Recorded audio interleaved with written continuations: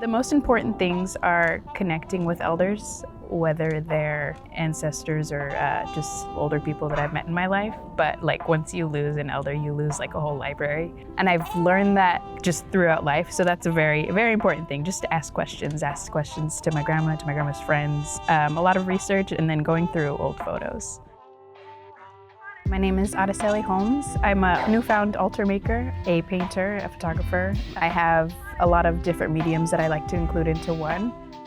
I'm from San Jose, California.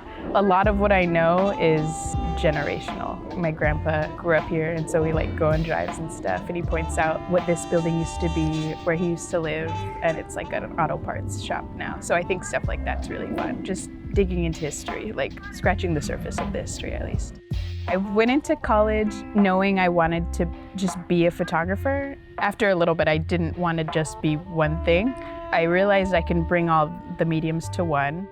My grandma gave me some film from my great-grandma that had just passed, and she's never seen it developed and stuff. My grandpa was holding like a beach ball with his, this like 50s swimsuit.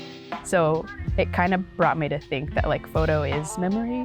And I think that's why I gravitated to it in the first place. But I think photo wasn't the only medium that can be memory. So yeah, that's why I started tying them all together.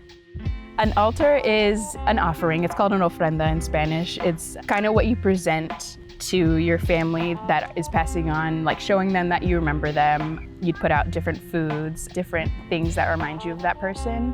And a lot of it used to be tied to the Bible and stuff like that, but a lot of it was kind of just passed on generationally, and I think that's what I use it more as, just remembering for the sake of keeping my heart warm. Play looks a lot like figuring stuff out. There's a lot of new materials, there's a lot of new things that come up, or like if somebody donates something to me and they're like, oh, maybe you'd want to use this in a project or something. A lot of it is figuring out how I would use it, if I would use it. I think a part of it too is like paying homage to inspirational figures and stuff. Frida Kahlo is a big one that always pops up a lot, but I don't know, like Malcolm X, a bunch of other ones. There's a lot of surrealness to it, a lot of dreamlike things. When I have like an idea in my head, I keep a notebook next to my bed, just to not forget. Some things don't make sense, but neither does life. So I think that's my favorite part about making art. It doesn't have to.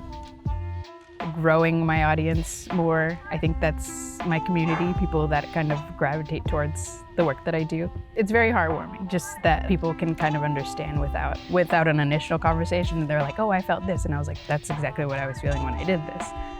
The idea of collecting and bringing memories and visually thinking for people in the past. If you knew them deeply or if you only knew them briefly, making that space for them too is really interesting. Thinking about what the dead think, collecting for them throughout the year is the process of making an altar. So being an altarista is kind of all that tied into one. A lot of it's hopefully making the family proud and just not forgetting them.